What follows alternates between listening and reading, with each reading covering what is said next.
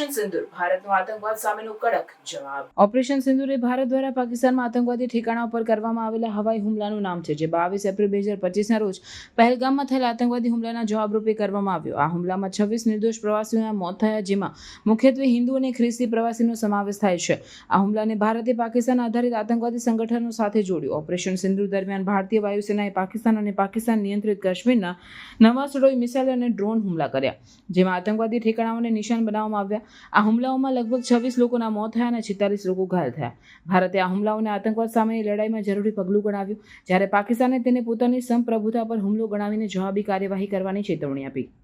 આ હુમલાઓ પછી ભારત અને પાકિસ્તાન વચ્ચે તણાવ વધી ગયો. પાકિસ્તાને દાવો કર્યો છે કે તેણે 5 ભારતીય લડાકુ વિમાનો અને 1 ડ્રોનને નીચે પાડી દીધા. બંને દેશોએ સરહદ પર સેનાની તૈનાતી વધારી છે અને આંતરરાષ્ટ્રીય સમુદાયે બંને દેશોને સંયમ રાખવાની અપીલ કરી છે.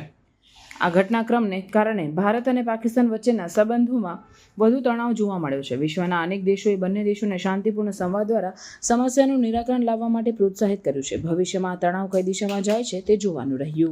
अगर मैं सरल शब्दों में बोलूं तो कोई भी संदिग्ध और दुश्मन के हवाई जहाज को कैरल बैटल ग्रुप के कई 100 किलोमीटर पास आने का मौका नहीं दिया.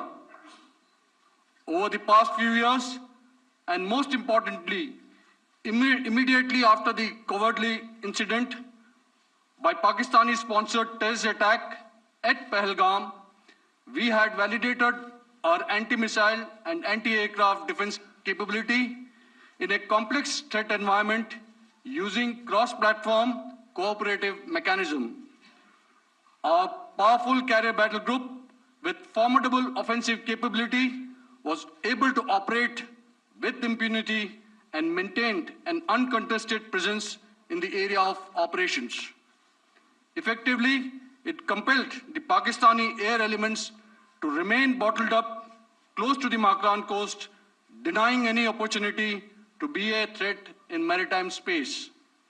The Indian Navy maintains a credible capability to detect, identify, and neutralize any aerial platforms that threaten our units at sea. To sum up, the Indian Navy's dominance thus ensured that, should we choose to, we can strike at will. Thank you, Shamdhu Varna, Jai Hind.